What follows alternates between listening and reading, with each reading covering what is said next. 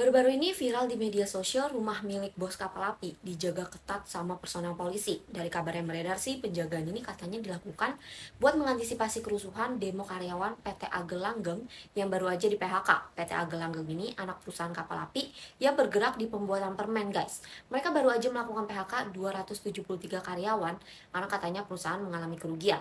Masalahnya karyawan merasa nggak terima karena tiba-tiba di PHK begitu aja, dan setelah di PHK 150 pekerja juga ada yang belum dapat pesangon. Makanya mereka melakukan demo buat menuntut uang pesangonnya dibayarkan.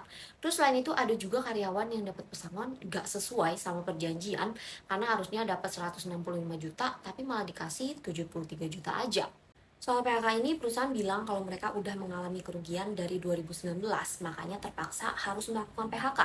Tapi menurut karyawan, pas mereka diliburkan sebelum PHK, perusahaan malah memindahkan mesin-mesin ke Bekasi. Jadi menurut para karyawan, perusahaan nggak mungkin rugi.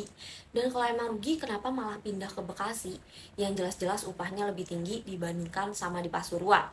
Respon pihak perusahaan soal hal ini sih, mereka bilang perusahaan udah mengikuti aturan yang berlaku dalam proses PHK.